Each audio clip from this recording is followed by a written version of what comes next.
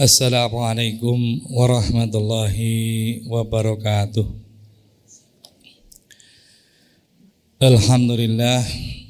Alhamdulillahilladzi anzala sakinata fi qulubil mu'minin liyazdadu imanan bi'imanihim.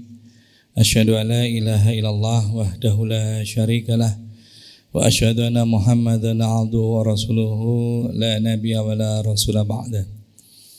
Allahumma sholli wa sallim wa barik ala sayyidina wa maulana Muhammadin wa alihi washabihi ajmain wa ba'd. Hadratul mukarramin, para sesepuh alim ulama sekalian yang saya hormati, saya ta'zimi, hadirin jamaah Ma'asyiral muslimin rahimakumullah. Alhamdulillah, puji syukur kehadirat Allah SWT yang senantiasa memberikan kita nikmat, baik itu nikmat yang kita minta maupun yang tidak kita minta.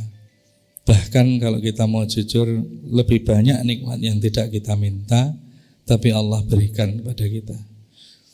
Termasuk perkenan Allah, sehingga Allah memperkenankan kita punya usia menikmati udara di bulan Ramadan tahun ini. Ini karunia luar biasa yang bisa kita syukuri.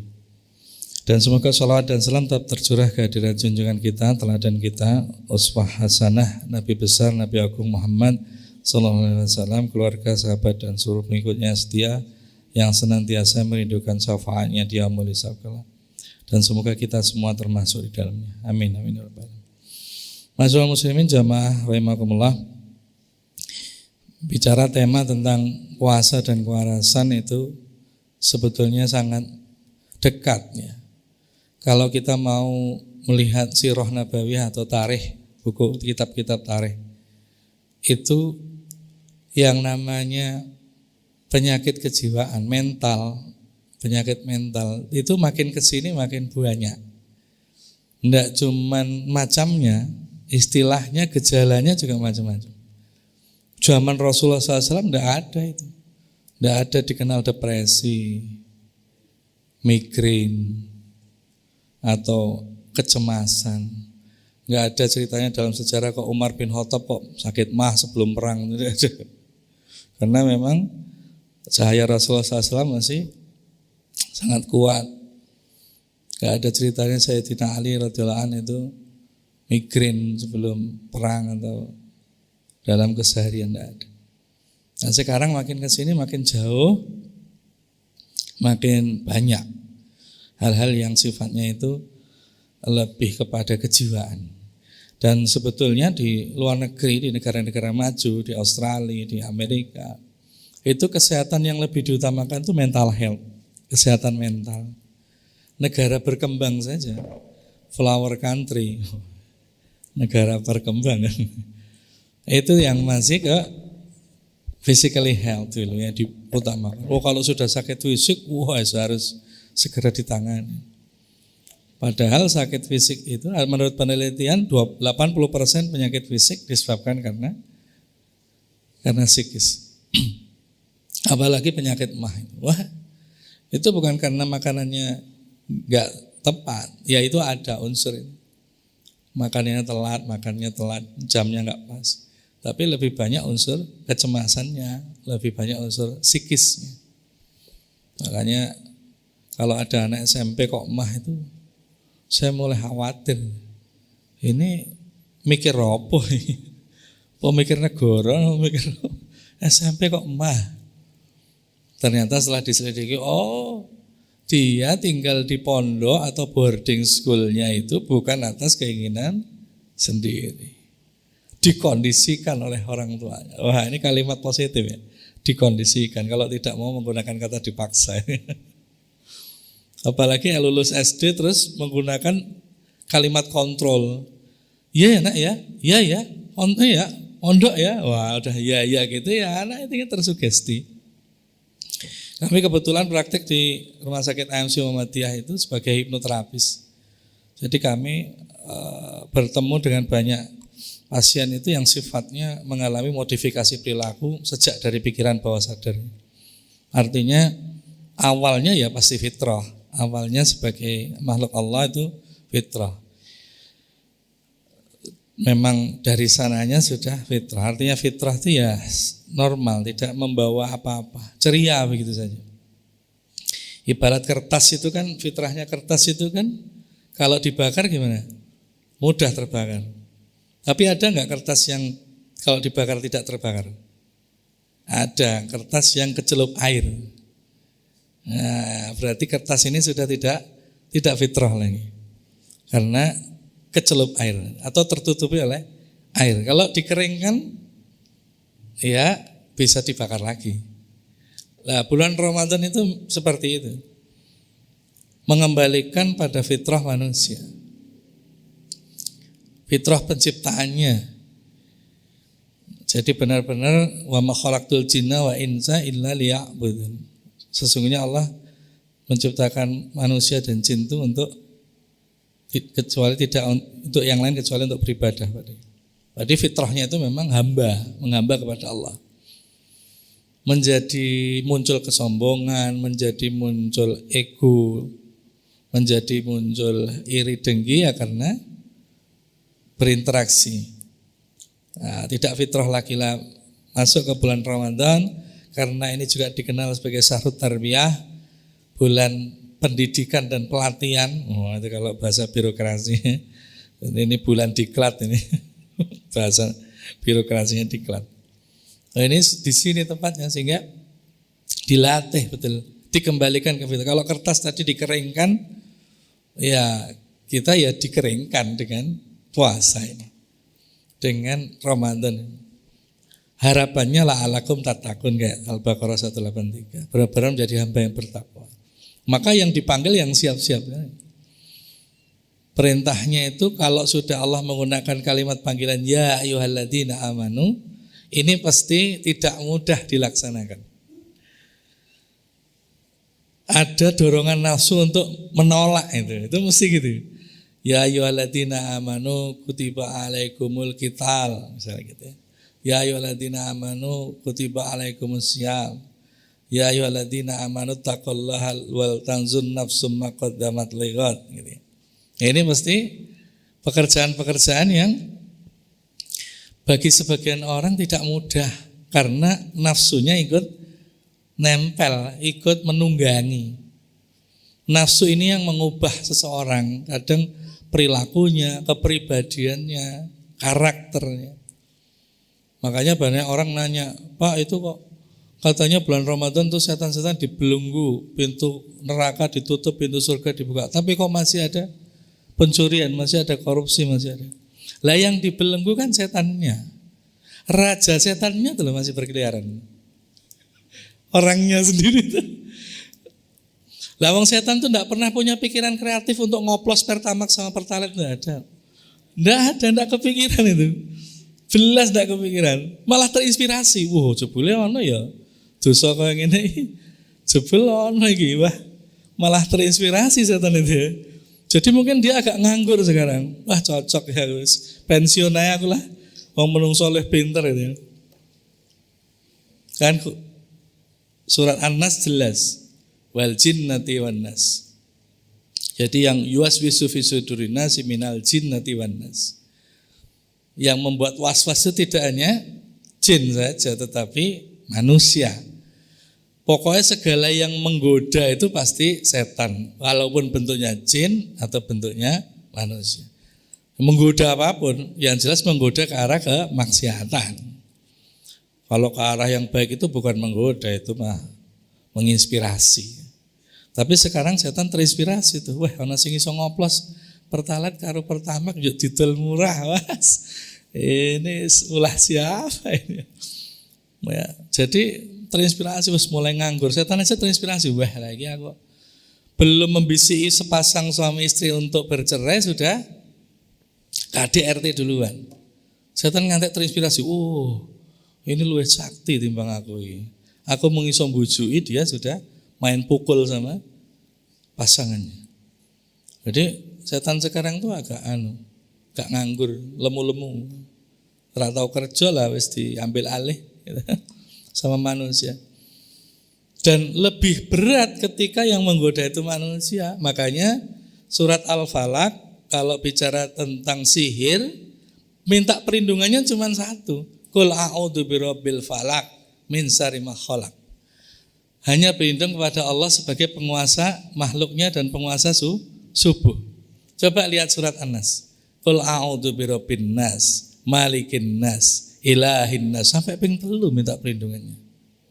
Jadi kalau manusia yang berulah itu lebih bahaya timbang kalau setan yang melalui penyihir-penyihir.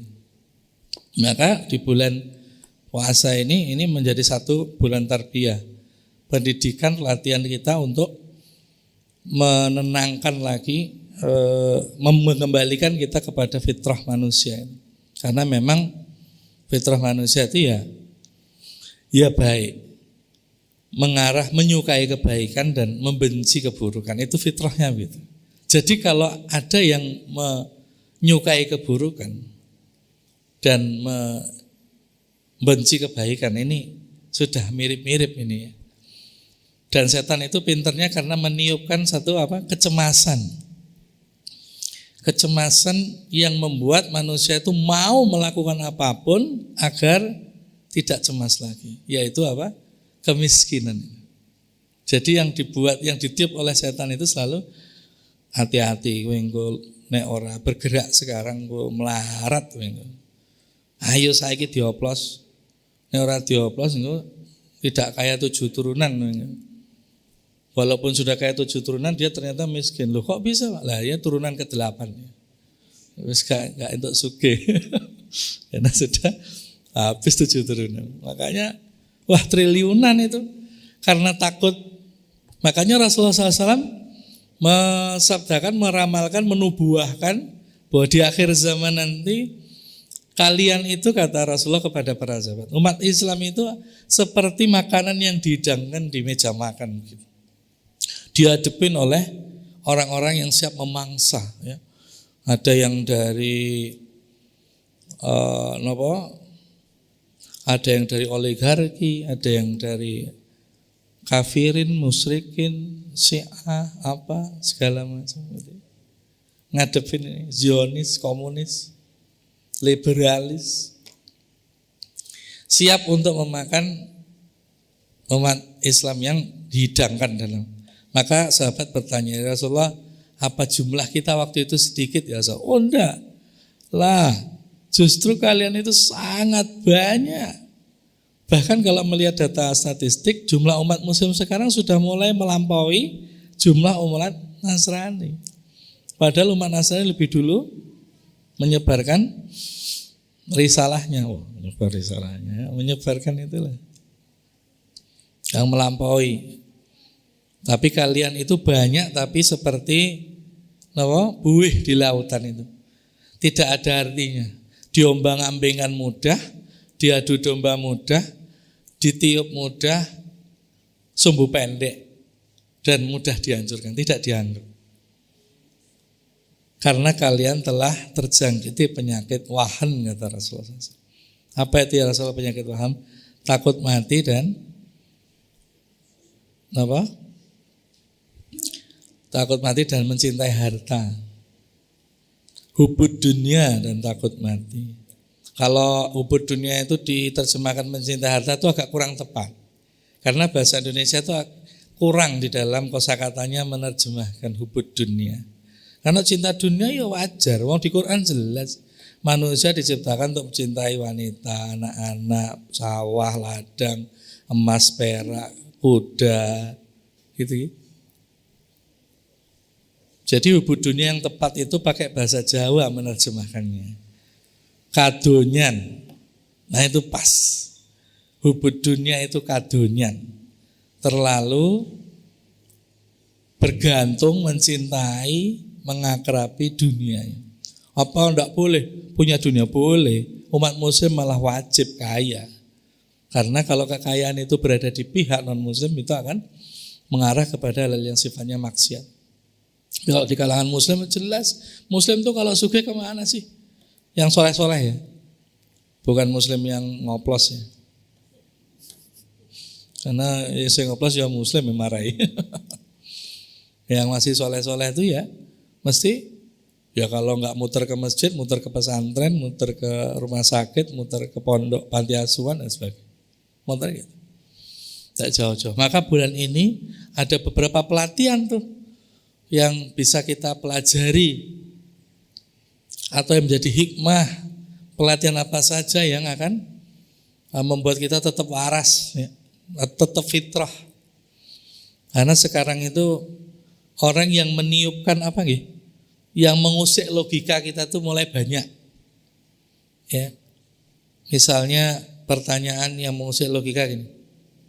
Kalau semuanya itu Allah yang menciptakan, lalu siapa yang menciptakan Allah? Nah, ini bahaya nih kalimat kayak gini. Kalimat yang logical fallacy namanya, ya, kesalahan logika. Yang setiap penciptaan itu ada asal awal muasalnya. Seperti kelahiran kita. Kita dilahirkan oleh orang tua kita oleh kakek kita terus kan. Kalau terus-terusan ya nggak berhenti-berhenti. Pasti ada satu titik di mana titik itu tidak dilahirkan dan tidak melahirkan. Yaitu zat Allah itu. Nah ini hal-hal yang sifatnya akidah seperti itu diusik dan tipis-tipis masuknya. Akhirnya dia sampai saya kemarin di rumah sakit kayak gitu. Saya konseling gitu. Terus kemudian ini punya seorang anak SMA yang sudah sangat tak terkendali bahasanya. Saya mencari bahasa positif ini supaya tidak tersugesti. Dia kalau sama ibunya itu wah wes kayak perang Rusia Ukraina. Wah piring kemana-mana, pintu dibanting segala macam. Tapi kalau bapaknya pulang dari Papua, ya di sebuah perusahaan swasta terkenal itu, tidak disebutkan namanya karena ini kode etik jurnalistik. Tapi jangan pasti ngerti lah. Kalau berangkat dari Papua ke Jogja, pulang pergi itu berarti sama kayak nilai 2 bit itu. 2 Honda Beat. Pulang. Jadi kalau bicara kekayaan keluarga ini, jangan tanya. Tinggal tunjuk jadi. Terus kayak Fir'aun. Tapi ini sulit dikendalikan sehingga ketika ayahnya datang dia baru terkendali. Karena apa? Jauhnya sentuhan sang ayah ini membuat dia ada keseganan. Tapi karena ibunya ini dekat, ya ini makanya kalau hubungan emosional itu dekatnya itu negatif, kalau positif nggak apa. Kalau dekatnya negatif maka itu bahaya. Makanya kalau mau operasi bedah atau penanganan itu tidak boleh dokter membedah anaknya sendiri. Karena takut emosinya terganggu. Rategel, waduh, anakku dhewe ususnya tak adot-adot, oleh iso. Ndak kuat, ndak tegel. Istrinya sendiri ndak tegel. Harus dokter bedah lain. Ya, ndak mungkin lah tukang cukur itu mencukur rambutnya sendiri. Kita tetap ada tukang cukur lain. Sehingga saran saya begini, Pak, secara profesional saya mensarankan agar Bapak resign, berhenti dari pekerjaannya atau pindah pekerjaan ke Jogja. Mendekati keluarga karena anak ini kalau tidak segera mendapat sentuhan ayahnya, dia akan tumbuh menjadi pemuda yang Peter Pan syndrome namanya. Peter Pan syndrome itu sindroma yang kayak Peter Pan. Tahu film Peter Pan dari? Peter Pan itu kan filmnya dia bisa terbang, bisa sakti itu karena jiwa kekanak-kanakannya. Nah, Peter Pan syndrome itu berarti pemuda ini akan tumbuh menjadi calon suami atau calon ayah yang kekanak-kanakan.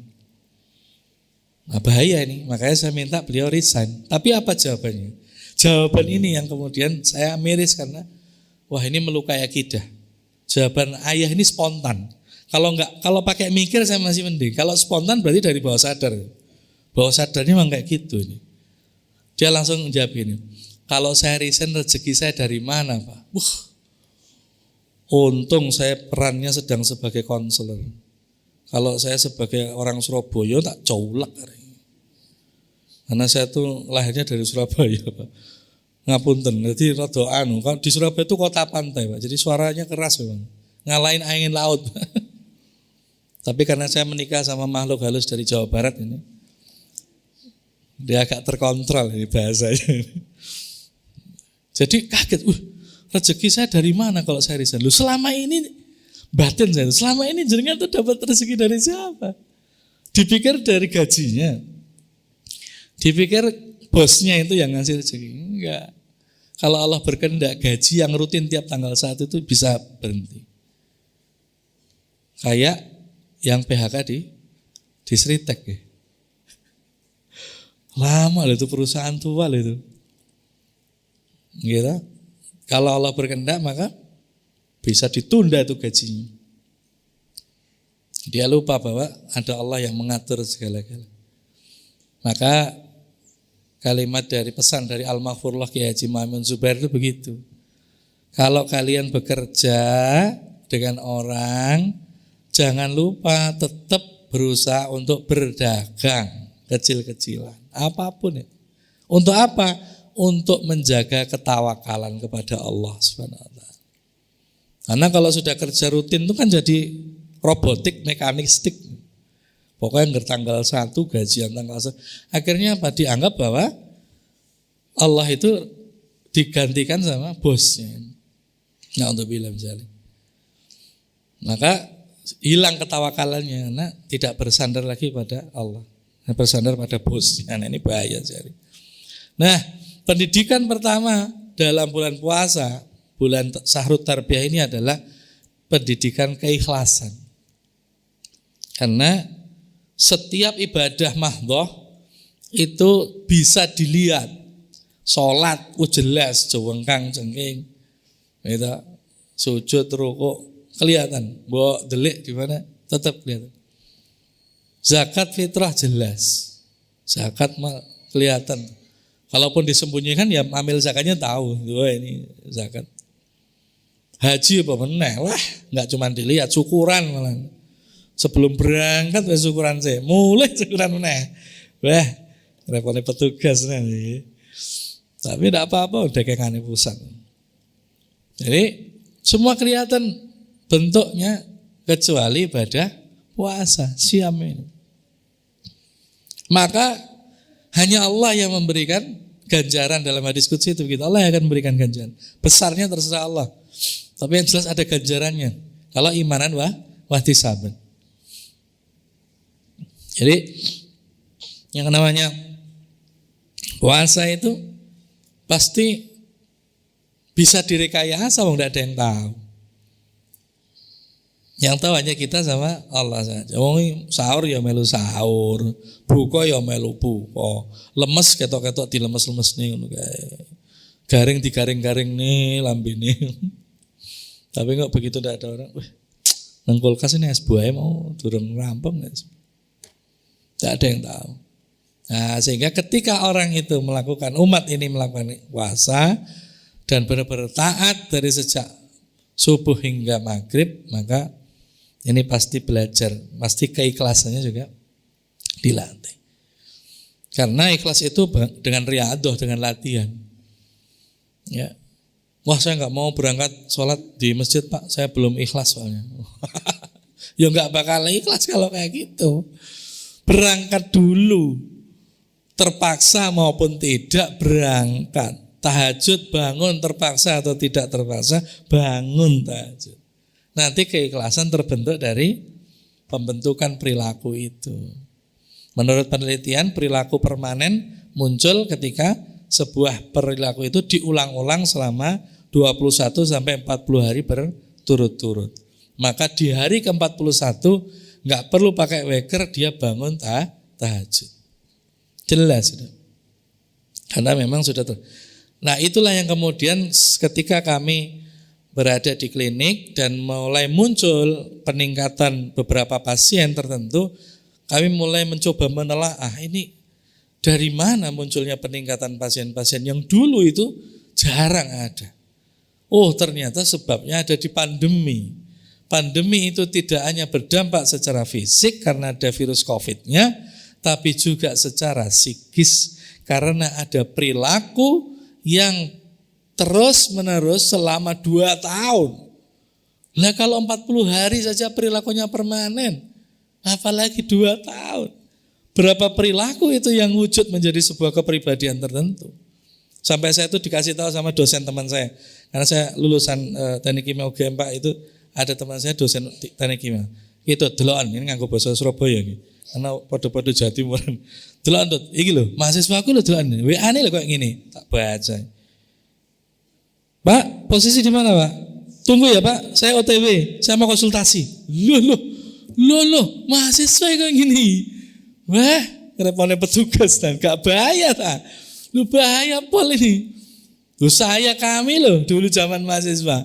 Kok WA kayak gitu. Sejak pagi jam 7 dosen itu mau datang mau enggak kami jogrok di tempat ruang tunggunya itu. Begitu asis saya datang, mohon maaf Mas, ini Pak dosen luar kota. Itu udah jam 4 sore. Kami nunggu sejak jam 7 pagi itu. Lagi kok malah tunggu ya Pak, kami OTW. Loh, iku nek ana nangkul tak bualang awake iki. Sembrono. Guru Pak, Masya Allah. Kami di Jawa Timur Pak lahir. Saya lahir di Lumajang Pak. Saya lahir di Lumajang, besar di Surabaya. Di Lumajang titip ari-ari Pak. Bapak saya pindah-pindah karena pabrik gula. Jadi kami memang sudah manis dari sananya. Karena pabrik gula. Enggak. Maksudnya di Jawa Timur itu tradisi pesantren tradisionalnya itu loh. Masya Allah. Itu luar biasa. Karena apa? Yang namanya takzim terhadap kiainya itu, kiainya lewat, ini main bola di sebelah sini, kiainya lewat di pinggir lapangan, itu berhenti permainan bola Pak. Tunduk semua. Sampai kiainya lewat. Kayak ngadep Sri Sultan itu. Kalau panjenengan Paseban Agung, itu kan jalannya non sewu. Napa niku nek ngarani melampah dodok niku lho. Terus nanti kalau pulang tidak membelakangi begini, mundur Pak, mundur. Nah, jadi kami melihat, adabnya jadi berubah setelah pasca pandemi. Kami pikir itu bisa ditutupi lah nanti dengan, ternyata perilaku itu meningkat. Karena interaksi mereka dengan gadget itu meningkat di tahun-tahun pandemi itu, maka ya karakter akhlak mereka sangat ditentukan oleh apa yang mereka nikmati di dalam gadgetnya. Tinggal bagaimana orang tuanya mau mendampingi anaknya ini dalam menelusuri atau berselancar di dunia maya itu. Anak saya usia kelas 3 SD, 4 SD, sekarang Pak SD. Dulu kelas 3 SD sudah nanya Pak, ya ini akhir zaman ya. Tak pikir ki maca kitabe Ibnu Katsir gitu jangan Bidayah wa Nihayah. Terus disambung meneh. Loh, kalau akhir zaman berarti Dajjal sudah ada ya? Wah, iki wis katam kayak gitu. Setelah saya sedikit, walah jamaah TikTokiyah. Ini ternyata dia itu masuk pengajian TikTokiyah. Lah nontonnya TikTok ini, akhirnya dijelaskan gini loh, ndek sini gini. Karena memang kita nggak tahu. Drakor, nonton apa nih?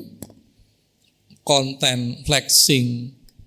Dipikir kalau anak-anak ya, kalau anak-anak itu dipikir yang ada di dunia itu real. Sugih kayak gitu.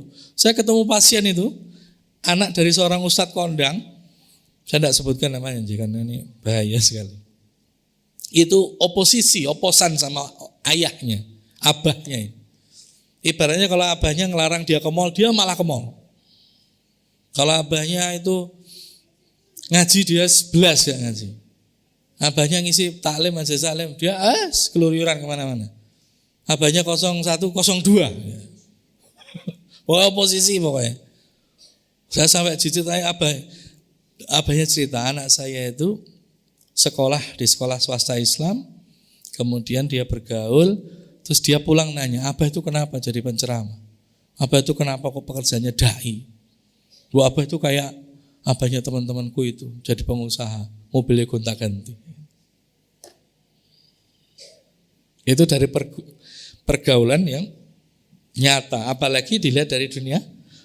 Wah, foto mburine mobil mewah, rumah 37 lantai ke bawah, ngerong.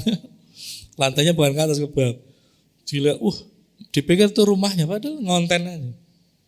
Jadi anak-anak kita itu perlu didampingi. Maka ketika kita berada dalam bulan Ramadan, keikhlasan inilah yang kemudian menjadi satu pendidikan supaya kita itu Ibadah itu karena manusia, tapi ibadah karena Allah. Dan itu riyadhah, pasti dilatih. Anak-anak kita dilatih puasa beduk, puasa penuh, ya, dengan reward, dengan iming-iming. Yang penting jadi. Karena al-insan ibnul ihsan. Manusia itu anak dari kebaikan. Barang siapa memberi kebaikan pada seorang anak, dia katut sama. Wah, di rumah nggak ada TV ya, aku di tetangga aja. Iya, di tetangga ada TV. Terus berarti harus ada TV? Ya enggak juga. Intinya di pendampingan. Orang tuanya mendamping. Makanya karena mungkin tekanan ekonomi, entah ini terstruktur atau sistematis, kondisi ekonomi menjadi seperti ini. Itu negara kita sekarang dikenal sebagai fatherless country nomor 1 di dunia. Negara tanpa ayah. Bukan single parent. Kalau single parent itu ayahnya meninggal atau bundanya meninggal. Ini enggak, ayahnya ada tetapi tidak terasa kehadirannya. Jadi fatherless country atau LDR lah. Enggak ada yang salah dengan LDR itu. Karena ada yang ngomong gitu, Nabi Ibrahim alaihissalam ya LDR tanu. Mbak kok ngerti ya dalile ya. Santri-santri itu ngewaya level nih. Wah, ngerti ngaji ya ono ya dalile. Ya kan saya dijelaskan Rasul Nabiullah Ibrahim alaihissalam itu LDR by order oleh Allah Subhanahu wa taala. Jelas perintahnya, berangkat dakwah ke Syam, berangkat meninggalkan Hajar dan Ismail alaihissalam di Mekah 13 tahun bahkan LDR-nya tidak pulang-pulang. Oh gak terima Bang Thoyib. Begitu terima Bang Thoyib kuadrat malahan. Tapi ya hubungan mereka harmonis. Begitu datang 13 tahun apa yang dilakukan oleh Nabi Ismail alaihissalam? Ibunya mengatakan, tuh ayahmu datang. Sambut ayahmu. Oh langsung abah. Langsung. Cium tangan, bolak-balik. Wah. Ini. Tapi gak pakai salam tempel tapi. Cium tangan, takzim. Itu karena ibunya mengendorse. Ayahmu itu jauh dari kita nak, tapi jangan berprasangka buruk. Ayahmu itu diperintah Allah SWT. Ayahmu itu Khalilur Rahman, Nabiullah. Jadi begitu ketemu, wah langsung bangga. Lah coba kalau tidak di-endorse ini, Nabi Ismail.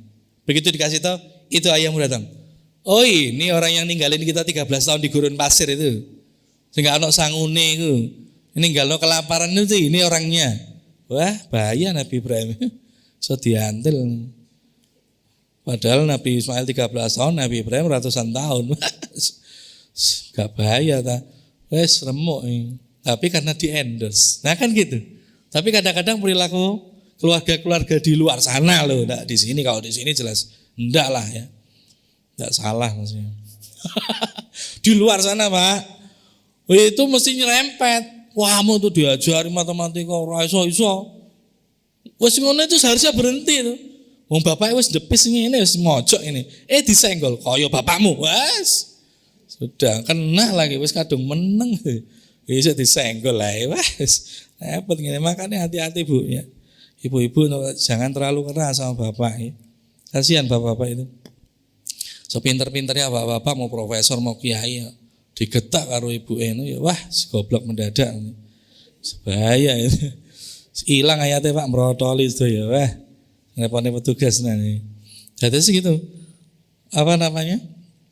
Yang namanya pendidikan keikhlasan itu karena memang dilatih dan didampingi oleh orang tuanya. Sehingga dia benar-benar ngerti. Oh iya, kalau kita ya karena sudah seusia ini sudah berapa tahun kita ketemu dengan, berapa kali kita ketemu dengan bulan Ramadan, maka pastinya sudah makin jelas seyogianya. Nah, seyogianya sudah makin tidak lagi di level puasanya orang awam. Kalau kata Imam Ghazali dalam Ihya Ulumuddin itu puasanya sudah masuk puasanya al-khawas, ya, khusus. Tidak hanya makan minum jima saja, tetapi juga menahan lisan dan indranya dari syukur-syukur sudah khawasul khawas ya, sudah di tingkatnya khusus, masukan yang lebih khusus lagi. Sudah hati yang ditahan agar tidak ngerasani, agar tidak ngeresulo mengeluh ya, karena Allah SWT itu Kepinginnya ya kita itu ridho dong. Nah setan sebaliknya, kepinginnya kita itu ngeluh, sedih. Jadi berjalan di muka bumi itu tugas setan itu membuat kita sedih. Makanya muncul itu. Makanya ranking 1 pasien saya yang pasca pandemi itu pasien kecemasan. Kalau bahasa anak sekarang itu overthinking. Padahal overthinking itu berarti hidupnya terlalu sering di masa depan. Wong belum kejadian kok wis dipikir saiki. Datang ke klinik nangis-nangis. Pak, gimana ini? Anak saya besok kuliahnya seperti gimana? Loh kenapa Bu? Bapaknya pensiun nanti sebentar lagi. Anak saya masih SMA yang paling tua, belum yang paling kecil masih TK. Pensiunnya kapan Bu? 5 tahun lagi. Yo sesuk wei. Nek sesuk meninggal piye? Malah saya cemas. Nah itu overthinkingnya berlebihan. Datang ke klinik, Pak tolong ini anak saya dicuci otaknya. Mbok kira aku ki laundry apa? Sembrono. Oh, cuci. Ya teoretically secara teori ya bisa. Tetapi saya nggak mau melawan qadarullah. Allah itu menakdirkan kejadiannya kayak gitu ya sudah. Itu kita ambil hikmahnya. Bukan fokus pada kejadiannya. Karena fokus pada kejadian di masa lalu ya mesti sedih, mesti menyesal, mesti penuh penyesalan. Ya, kayak sebuah cerita itu seorang presiden dengan ibu negara turun ya ke desanya pulang kampung terus melihat, wah lah itu Bu, delokan iku lho. Petani yang garap sawah itu loh, eling gak kan? Eling Pak, itulah teman kita SMA. Nah, mangkane bersyukur kowe. Kowe iki menikah karo aku dadi ibu negara. Coba kowe menikah karo koncone dhewe. Hah? Dadi ibu petani. Oh, ibunya enggak mau kalah. Pak, jangan sombong gitu. Kalau ibu nikah sama petani itu, teman kita itu, yang jadi presiden bukan bapak, tapi teman kita itu. Wow, mantep wes. Mana lu sombong dhisik. Wah, disekak karo bosone dhewe. Tapi itu bentuk penyesalan. Bentuk penyesalan. Makanya kalau di Quran kalimatnya begitu, la khaufun alaihim walahum yahzanun. Tidak cemas, tidak khawatir dan tidak pula sedih. Wah, ini orang bahagia itu begitu. Bahagia itu tidak ada cemas dan tidak ada sedih. Kalaupun toh ada, sifatnya hanya kayak gelombang danau yang kecelup atau kemasukan batu. Bergoyang sebentar, zzz. Habis itu tenang. Rasulullah SAW ya nangis ketika anaknya meninggal. Ibrahim meninggal. Mesti nangis. Tapi tangisannya tidak lama. Beliau langsung tenang lagi. Dan sebalah semakin beriman, semakin meningkat keimanannya. Nah maka ini adalah bulan di mana kita benar-benar menjaga keikhlasan kita, kewarasan kita di dalam menjalani ibadah-ibadah di dalamnya. Karena memang terutama ibadah puasa sendiri hanya Allah yang tahu dan kita. Bahwa kita menunaikannya dengan sempurna atau sebetulnya kita nyuri-nyuri ya. Melakukan sesuatu perbuatan yang bisa jadi naudzubillah ya itu menghilangkan pahalanya. Yang kedua adalah pendidikan tentang disiplin itu, kedisiplinan karena waktunya jelas ketika masuk bulan puasa, sahurnya, imsaknya, subuhnya dan setiap sholat 5 waktunya itu sudah pasti. Dan itu hebatnya setiap kali masuk bulan Ramadan tuh masjid di awal-awal ya, masjid itu penuh tuh, menjagani betul. Wah durung adzan wis tekan masjid. Mau dengar ceramah kultum terawih, kuliah terserah antum. Orang 7 menit sok-sok setengah jam bareng. Tergantung ya. Tapi senang dia karena wah, ini saatnya kita thalabul ilmi. Ada disiplin di situ dijaga, dilatih kedisiplinannya. Termasuk disiplin dalam hal kalau kita hubungkan dengan kesehatan mental, disiplin dalam hal awareness, dalam hal sadar diri. Karena kita itu kadang-kadang enggak disiplin dalam menyadari peran kita dalam kehidupan sehari-hari.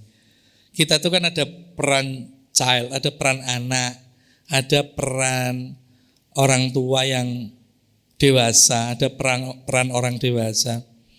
Kadang kita tidak sadar, kita lagi diskusi pakai peran anak. Ya peran anak kan peran yang penuh pemberontakan, peran penuh perlawanan terhadap aturan. Nah itu muncul, padahal sudah dewasa dia. Nah ini karena tidak disiplin dengan peran-perannya. Kalau namanya sudah dewasa ya sadar bahwa ini aturannya ya ditegakkan sesuai aturannya. Jangankan aturan agama, aturan kenegaraan juga ditaati, apalagi aturan agama yang Allah sendiri yang membuatnya. Maka ketika orang dewasa itu pastinya dia taat bahwa iki lho, nek memang bensinnya 92 ya 92, nek 90 ya 90. Tidak 92 campur 90. Regane podo. Jadi akhirnya melanggar. Nah ini karena tidak disiplin di dalam memerankan itu. Ketakutannya, kecemasannya akan kemiskinan, walau alam apakah itu karena kemiskinan atau karena kekuasaan atau karena apapun, akhirnya membuat dia jadi makin tidak bersyukur. Padahal lain syakartum la azidanakum, jelas. Barang siapa bersyukur akan ditambah nikmatnya. Walain kafartum inna adzabil syadid. Kalau dia ingkar, ya sudah, jelas sengsara sudah. Sengsara kehidupannya. Karena dia merasakan siksa Allah itu di dunia ini. Maka ya seperti tadi, kalau tidak bersyukur malah jadi korup, malah jadi mengoplos segala macam, melakukan shortcut ya, bypass terhadap rezeki. Sebetulnya rezeki dia ya besar memang, cuman mungkin Allah membuatnya dicicil begitu sesuai kondisi. Kan Allah yang lebih tahu. Iki nek bocah iki nek tak kayak duit kepokan apa ya isih salat iki. Paling wis lali langsung kayak sekian triliun, wah wis belok. Ya. Nah, alon-alon karena Allah yang paling tahu kekuatannya terhadap harta. Hujan itu kan 3 saja, harta, tahta. Ya wanita memang mau ndak mau ya. Ini ibu-ibu ngene mare sungkan aku. Tapi itu godanya memang begitu. Nah, sehingga kita harus perlu disiplin dalam mengenal diri. Kita tuh kadang-kadang ma'rifatullah dan ma'rifatul insan kita itu tidak dilatih dalam tiap periodisasi tertentu. Nah ini bulan Ramadan ini kesempatan untuk menghadirkan para alim ulama yang memang menguasai itu semua. Ilmu akidah, ilmu ibadah, ilmu akhlak. Pilar agama kita menurut ulama Ahlussunnah wal Jamaah kan 3 itu. Akidah, ibadah, akhlak. Ilmu yang mempelajari akidah itu namanya ilmu tauhid, ilmu yang mempelajari ibadah namanya ilmu fikih, ilmu yang mempelajari akhlak namanya ilmu tasawuf. Lah tinggal dikarang sama panitia, sama remaja masjid atau sama takmirnya bahwa selama bulan Ramadan 10 hari pertama akidah semua. Wah, cocok. Keluar kitab-kitab akidahnya. Wah, mantap. Tapi dengan ulama ya. Kalau saya kan baru. Saya itu bukan ulama. Baru. Kalau ulama jelas berilmu. Nek baru ya cuman mubaligh saja, menyampaikan saja dari para alim alamah yang lain. Jadi bulan 10 hari kedua, ilmu ibadah, fikih dikeluarkan. Mau dari kitab Bulughul Maram, mau dari kitab Fathul Bari, mau dari kitab apa yang syarah-syarahnya jelas dari para alim alamah Ahlussunnah wal Jamaah. Jelas. Jadi tidak ada lagi kalimat atau pertanyaan-pertanyaan yang menyinggung akidah. Ya kalau anak kita wajar karena belum terlatih. Maka pasti pertanyaannya pertanyaan sifatnya indrawi. Ya Allah itu di mana? Wajar.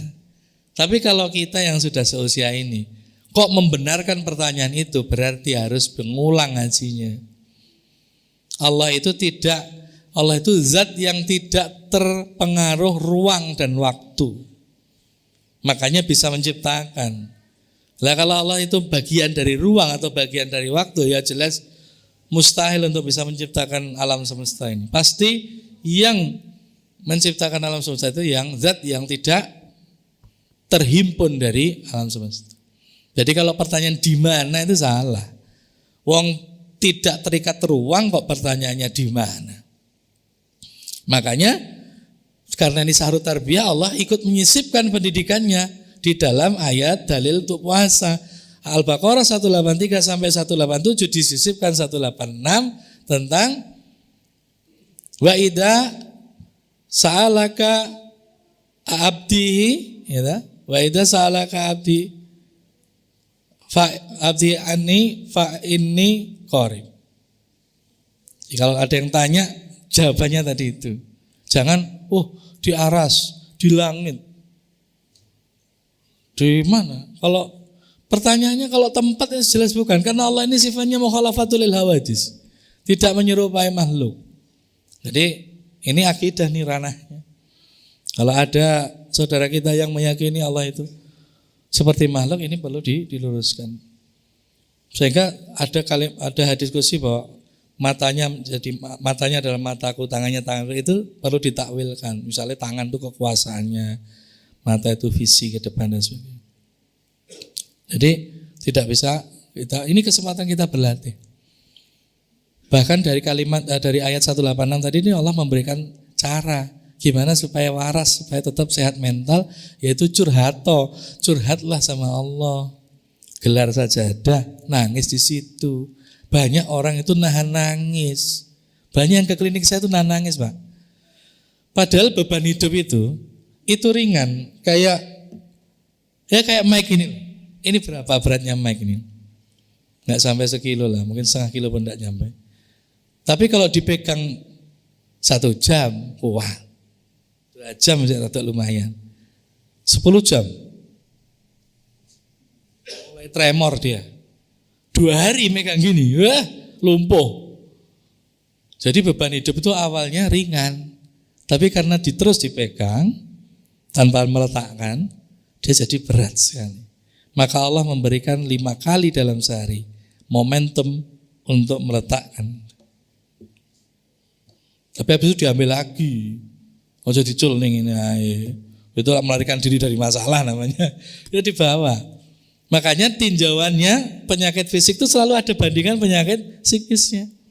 Misalnya kecepit urat saraf atau nyeri di antara tengkuk sampai kaki di punggung sini, kok nyeri, kok rasanya tuh pegel-pegel. Tinjauan kedokterannya jelas, mungkin karena samuran, mungkin karena ada kecepit saraf atau apa. Tinjauan psikisnya lain, tinjauan psikisnya itu beban hidupnya terlalu berat. Jadi tolong dibagi sama pasangannya. Lah Pak, saya belum punya pasangan. Ya yang jomblo-jomblo saya doakan tahun ini terakhir jomblo. Ya, jadi besok puasa tahun depan itu wis ana sing gugah pok sahur. Oh, ya, ibu kosnya. Ndak istrinya ya. Wah, repot-repot juga sih. Pasangannya yang gugah gitu ya. Jadi disiplin, ada kedisiplinan di dalam melatih berpuasa, berdisiplin dalam memerankan dirinya, apakah sebagai orang dewasa, sekali-kali bisa sebagai anak-anak, sekali-kali bisa sebagai sahabat ya, buat anaknya yang sudah dewasa. Maka kita berperan sebagai, kalau anak kita tuh masih kecil, masih di bawah balik, ya telunjuk ini masih sakti ampuh, masih ampuh. Tapi begitu sudah mulai beranjak balik, ini jangan dipakai lagi. Kalau dipakai berarti menabuh genderang perang. Ngopo kowe lagi teko? Wah, jelas sudah. Repotnya petugas itu. Poso-poso malah nesu-nesunan. Kadang-kadang orang tua kayak gitu tuh sampai amnesia. Jam berapa ini baru pulang? Padahal gede jamnya. Lali. Anak siapa kamu? Wah, tambah lali jenenge barang. Jadi kadang kalau sudah marah tuh sampai kayak gitu. Karena lupa perannya, tidak disiplin dengan peran sebagai orang tuanya. Padahal mudah ya. Anak-anak itu kalau mau ditegur, ini untuk bapak ya. Ini anak-anak boleh nah. Ini karena ini kalau di seminar parenting sering saya berikan. Anak-anak datang jangan langsung ditegur, tapi diberi jeda dulu. Jam piro lagi tekan omah. Wis maghrib belum, Pak. Ono, salat sik, adus, maem. Wah, cocok. Anaknya sudah lewat, wah gak ditegur aku, cocok. Langsung adus, salat mangan. Begitu arep selesai setengah piring, bapak teko. Iya. Langsung lenggah kelempus. Dek, nanti mau. Orang mulai-mulai, orang di WA bapak ini. Pelan. Tapi kalau udah kenyang, apalagi laki-laki ya. Ibu-ibu nih penting nih untuk bekal ibu-ibu. Bapak-bapak itu Bu, jangan dikasih tagihan langsung pulang kantor. Ngeluh Bu, langsung goblok mendadak nanti. pelan-pelan. Jadi laki-laki itu logikanya agak sulit jalan kalau logistiknya nggak penuh dulu. Nah, jadi begitu pulang kantor tuh ya dipenuhi dulu Bu sajene, gitu. Kopi, dan goreng, wah cocok. Nanti keluar tagihan yang ringan dulu Bu. Ini Pak listrik, tanggal 20 ki, bayar listrik. Itu yang ngoplos Pertamax jelas nggak kenal kayak gitu tuh. Gak ngitung tanggal 20 deh. Gak ngerti tanggal-tanggal ngono kira ngerti wong kene sampo ae dicampur karo banyu kok. Gitu Pak. Gas ae golek angel kok. Nah sing ngoplos tuh ora ngerti ngono kuwi, golek-golek gas ora ngerti. Ora ngerti ngono kuwi. Ya ta. Hidupnya sudah mulia. Nah, itu laki-laki, anak laki-laki ya diberi makan dulu.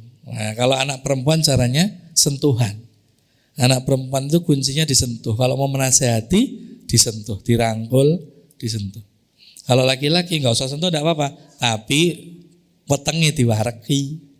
Makanya anak-anak itu harusnya curiga nih mas-mas ini. Kalau bapaknya atau bundanya kok sudah ngajak ke resto, wah, mesti ada tugas berat. Ayo le, tak traktir kowe apa? Fried chicken di kowe. Wah, iki masih. Ngapa Bu? Apa kirimannya telat? Iya. Pokoknya kowe mangan sing wareg, kirimanmu telat sesuk. Di warung wulan dirangkep ya le. Ibu kira ngirim ki nggo. Repot ini ya. Tapi alhamdulillah Allah itu Maha Kaya ya. Ndonga saja insyaallah dari mana-mana rezeki. Itu benar wallahi. Ya saya itu pengalaman. Saya awal-awal nikah dulu saya pakai ta'aruf, gak pakai pacaran. Jadi bulan Oktober kami ta'aruf, bulan Februari kami menikah. Itu ya gaji saya masih 472. Saya masih ingat itu. Gaji pertama saya 472 sebuah lembaga keuangan. Begitu mertua saya tahu kaget dia. Terus ngomong sama istri saya, "Nduk, lah kowe apa iso maem? Wong biasane nek mahasiswa pas kowe mahasiswa lho, kirimane ibu 500.000. Itu untuk kamu sendiri." Zaman semono Pak, waktu UGM itu SPP-nya masih 250.000 Pak, satu semester. Itu 500.000 sangune istri saya itu kalau kuliah di sini sama-sama UGM Pak. Cuman beliau ambil di sebelah timur UGM, saya kuliahnya sebelah barat UGM. Sebelah barat kamu itu Grasaba. Istri saya di psikologi, saya di teknik. Kami keluarga UGM sebetulnya karena ayah saya itu teknologi pertanian, ibu saya pertanian. Jadi akhirnya semua diarahkan ke UGM. Kakak saya ekonomi manajemen, adik saya psikologi, adik ipar saya kehutanan, dan semuanya dari sana. Ya karena itu sugesti dari itu. Nah akhirnya apa? Ya cukup Bu. Lagi 470 wong loro lho. Ya kamu dulu 500 untuk satu orang. Suka mangan apa? Ya mangan sego, mangan watu. Ya Allah yang Maha Kaya, ono ae sing datang dan sebagainya. Wallahi. Jadi kalau mau, makanya rumusnya begitu. Itu menurut kitab-kitab kuning para kiai. Kalau kehidupan Anda itu kok sudah mulai biasa-biasa, tidak ada peningkatan, gitu-gitu aja ekonominya, wes menikahlah. Itu solusi. Yang belum menikah maksudnya ya. Yang sudah menikah ya rundingan dulu. Wah, aku sing diseneni Mas. Waktu diparai rundingan dulu. Rembukan toh ya. Rapat paripurna kabinet. Wah, itu baru nanti ditentukan. Disiplin yang kedua. Yang terakhir, pendidikan yang utama di dalam bulan Ramadan ya yang menyangkut tentang psikis ini, yaitu pendidikan akan ketenangan itu. Tenang. Karena tenang ini gelombang tenang ini gelombang yang menarik rezeki. Rezeki itu senang sekali, tertarik kayak magnet menarik besi atau magnet menarik pasir besi. Rezeki itu tertarik oleh tenang, itmi'nan, tenang. Nek cemas jauh, kemerungsung, tambah jauh. Apa meneh nesu, amaroh, tambah enggak nyantel belas. Rezeki itu ngintip kena nesu mulai deh. Enggak situ. Tapi tenang. Mutmainah sekali keluarga ini. Datang berbondong-bondong. Karena setiap makhluk itu kan ditarik, ada pemikatnya kita. Misalnya semut terpikat oleh gula. Makanya ada peribahasa ada gula ada semut. Burung itu kalau kita bersiul, itu burung datang sesuai siulannya. Burung apa siulannya apa? Perkutut siulannya beda. Burung apa itu beda lagi. Ada pemikatnya. Lah pemikat rezeki itu salah satunya ketenangan. Lah tenang itu jelas di Quran. Ala bidzikrillahi tatmainul qulub. Jadi zikir itu banyak. Karena mengingat itu tidak hanya wiridan ya. Salah satunya memang wiridan. Ya subhanallah, alhamdulillah, la ilaha illallah, Allahu akbar. Atau sholawat Jibril, sallallahu ala Muhammad. Atau yang panjang sholawat Ibrahimiyah. Itu dilakukan. Nah ini pemikatnya ini.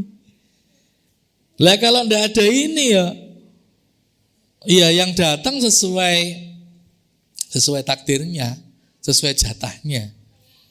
Makanya orang-orang non muslim ya tetap dapat jatah, sudah dijatah. Dan banyak yang nanya, Pak gimana Pak? Kita tuh udah sholat jenggang-jengking, poso, ngaji. Kamu sing luwih sugih malah sing kono. Ora tau nang masjid kenal Gusti Allah wae ora. Ya karena dunia itu nilainya tidak lebih dari 11 sayap nyamuk saja. Kalau dunia itu lebih dari 11 sayap nyamuk, pasti sudah kaya ini semua orang muslim ini tidak akan dikasih yang lain kecuali muslim. Tapi karena ya kayak sampah yang di Mandala Krida itu Pak, dekat rumah saya itu Pak. Mandala Krida itu numpuk sampah. Ya dunia itu nilainya ya mirip-mirip seperti itu. Makanya DKI ya mau sampah. Tapi kalau itu dikelola sampahnya akan jadi uang. Maka tidak perlu rebutan sampahnya, kelola saja. Tidak perlu iri, tapi tarik saja rezeki itu dengan zikrullah, dengan ketenangan. Merungsung itu lawan dari tenang. Kalau terlalu kemerungsung bahaya. Bergaul dengan orang kok kemerungsung, perjarang bergaulnya. Berinteraksi kok malah marahi, kemerungsung malah marah, malah menimbulkan amarah, menimbulkan fitnah. Dah jarangkan, di-cut saja. Mending kita ya seperti ini yang kita latih sekarang di bulan puasa. Banyak berkholwat di rumah dengan Allah, beruzlah menyendiri. Kayak Rasulullah ketika sebelum mendapat wahyu kan beruzlah di Gua Hira. Ya. Sebelum dapat wahyu anak orang gini. Wis mulai wahyu gitu.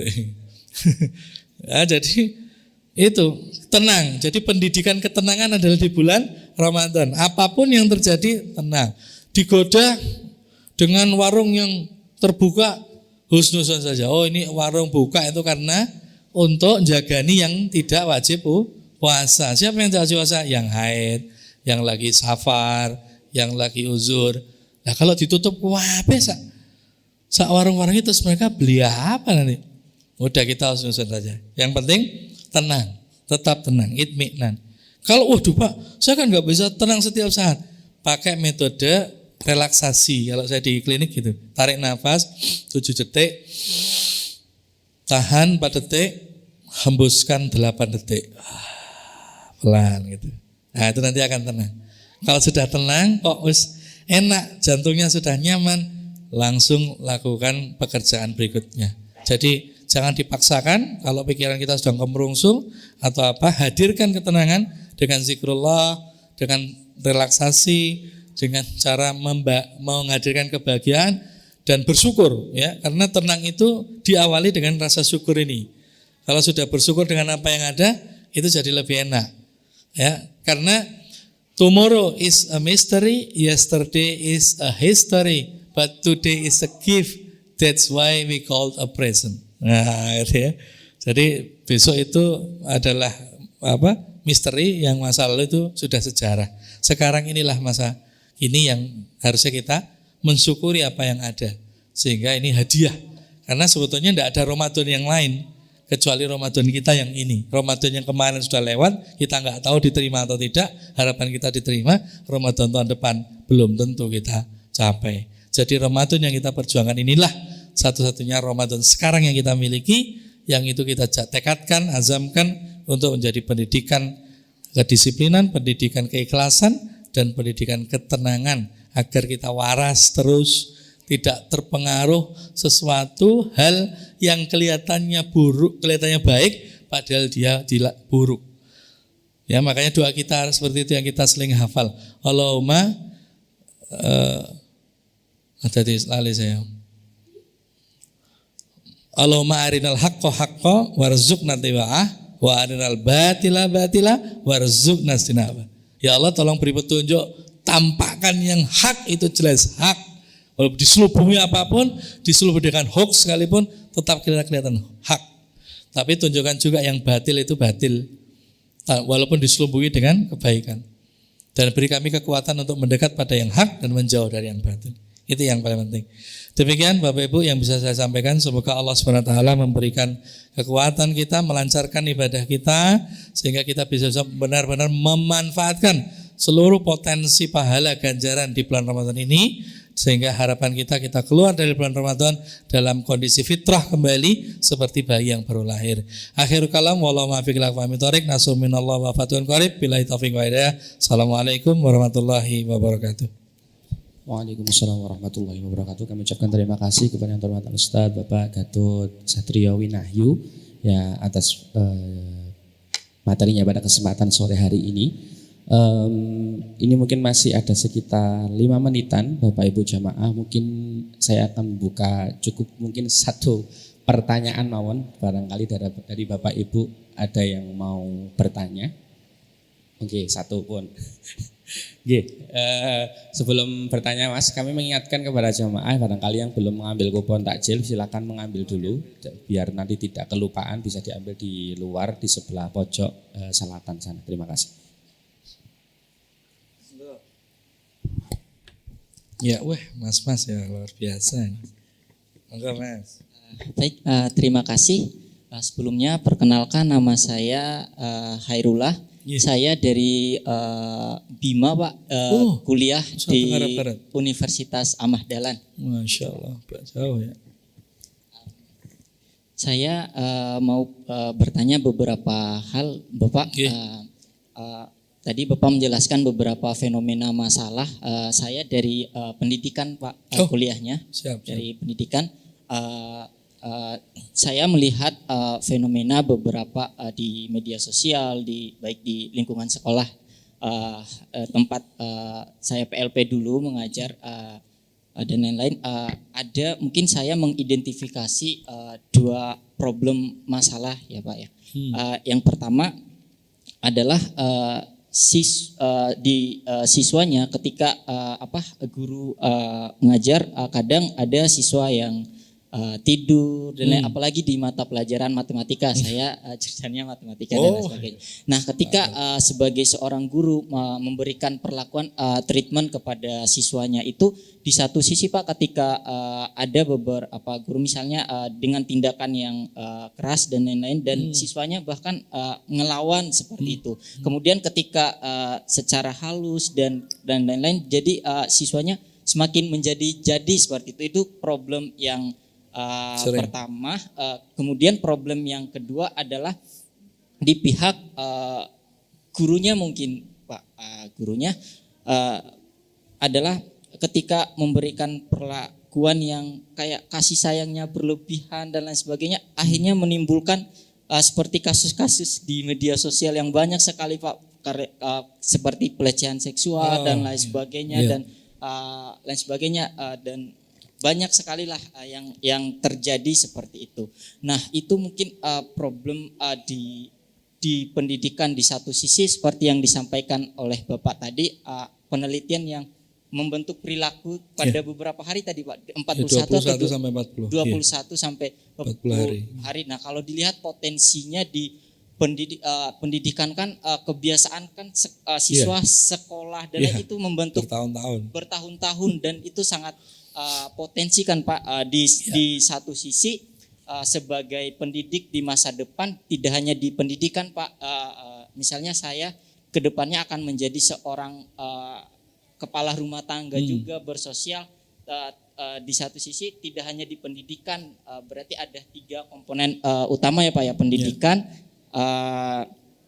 di sosial kemasyarakatan dan di keluarga sendiri itu sendiri potensi yang diharapkan. Itu dari penelitian tadi itu menarik sekali. Pertanyaan saya adalah melihat problem-problem tadi sepengalaman Bapak, treatment apa, perlakuan apa yang sesuai sebagai kita calon pendidik di masa depan untuk membentuk mental yang baik ke depannya seperti itu Pak, mental yang baik secara perilaku. Dan dilihat sendiri di bulan Ramadan ini fenomena kalau dikaitkan dengan penelitian Bapak tadi, hari Tarawih yang pertama itu kan banyak sekali Pak ya, belum sampai 21 hari udah mulai sedikit. Nah, kapan perilaku itu terbentuk dan kapan Indonesia ini sehat? Mungkin itu pertanyaan dari saya Pak. Lebih dan kurangnya saya mohon maaf. Billahi taufiq wal hidayah. Assalamualaikum warahmatullahi wabarakatuh. Waalaikumsalam warahmatullahi wabarakatuh. Langsung ya Mas ya.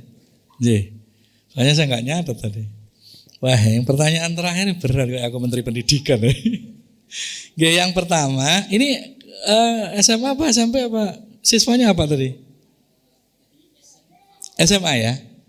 Nah, jadi kalau misalnya TK gitu ya, kalau misalnya TK itu paling enak membentuknya di masa TK ini, karena ini masa usia keemasan. Makanya kalau bisa ibu-ibu, bapak-bapak yang punya putra-putri masih TK itu kerjasama dengan pihak sekolah dalam rangka memberikan sugesti positif. Karena hidup kita itu kan sugesti-mensugesti Pak. Ya, kita makan bakso di mana, makan sate di mana, langsung mensugesti yang lain. Wus nang pakpong enak, nganggo merem-merem barang ngono kae. Mesti tersugesti lah. Ditambah lagi memang kalau dari sisi keilmuan sugesti itu paling kuat adalah kepada dilakukan oleh orang yang memiliki otoritas atas subordinatnya. Jadi misalnya orang tua kepada anaknya, dokter kepada pasien, psikolog pada kliennya, kiai pada santri, begitu. Bahkan kalau kita mau jujur, sugesti orang tua kita yang sampai sekarang bekerja secara general, mungkin hanya di Jawa ya mungkin ya, itu masih berlaku. Contoh, ora usah khawatir nek kebelet gembol watu. Masih bekerja itu. Padahal sampai sekarang detik ini Pak, saya belum menemukan satu jurnal ilmiah pun yang mengkorelasikan antara batu itu dengan nahan kebelet itu. Tapi kok bekerja? Karena sugesti. Maka anak-anak yang di TK itu disugestinya akan lebih mudah. Ojo udan-udan, pilek. Jangan tidur depan pintu, masuk angin. Padahal nggak ada penyakit masuk angin itu. Di daftar penyakit nggak ada. Karena sugesti. Nah, tapi kalau sudah SMA, maka ini sudah banyak nih sugestinya ini. Sudah dialami oleh lingkungannya, orang tuanya maupun masyarakatnya. Di sekolah dia gaul dengan temannya, dia membentuk satu komunitas atau sekarang dinamakan bestie. Bestie ini anak dewe. Nanti di rumah dia seperti apa sugestinya, di masyarakat seperti apa dia sugestinya. Nah, berarti ketika ada perilaku yang tidak semestinya, tinjauannya ketiga tempat tadi. Pertama, lihat cek orang tuanya seperti apa.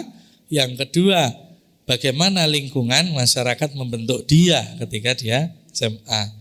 Baru kemudian kita bicara gurunya, karena gurunya ini juga punya peran penting dalam mensugesti. Dan cukup kuat sebetulnya, karena dia nomor 2 setelah orang tuanya. Orang tuanya tetap nomor 1 yang mensugesti, baru kemudian gurunya. Akan menjadi nomor 1 gurunya ketika orang tuanya tidak berada dalam kondisi yang kondusif ya, dalam pendampingan yang melekat. Maka guru menjadi peran penting. Itu pertama, artinya ditinjau dari masa kecilnya, orang tua asuh, pola asuhnya seperti apa, dan sebagainya, itu membentuk karakter.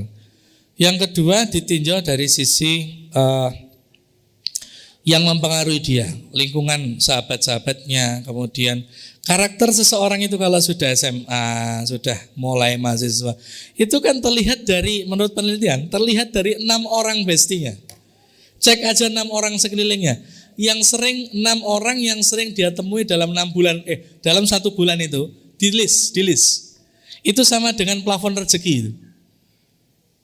Jenengan itu, Bapak-bapak, coba cari 6 orang yang sering bergaul selama 1 bulan dan dicek gajinya, Pak. 6 orang itu dicek gajinya, penghasilannya. Nanti dirata-rata, nah itu penghasilan Bapak. Lah kalau mau naik ya, diubah dulu mindset yang pokoknya open terhadap segala bentuk kekayaan gitu kan. Karena kadang ada orang yang nggak kaya tapi anti itu. Omongannya sombong ratusan juta. Lah memang begitu. Ini. Oh iya. Loh, masa sih? Ini jam berapa? Oh iya, baik. Jadi memang itu yang kemudian menjadi pengaruh gitu. Cek karakternya dari 6 orang bestinya. Dan yang ketiga tentunya dicek juga dari kita sebagai gurunya. Ketika kita ada masalah terus membawa masalah itu ke kelas, pasti ini anak terpengaruh. Maka sebelum berangkat pastikan semua sudah netral, tidak ada emosi yang terlalu negatif, kemudian baru mengajar karena mereka akan terpengaruh oleh itu. Nah, masalah matematikanya saya pernah memberikan pelatihan di AL di Surabaya seperti itu. Memang yang urusan eksakta ini juga berlaku, tidak cuma di SMA, di Taruna Angkatan Laut juga sama seperti itu. Ternyata setelah diubah caranya, mulai dari why dulu, mengajarnya kenapa kita harus mempelajari rumus lingkaran, itu akhirnya mereka jauh lebih tertarik.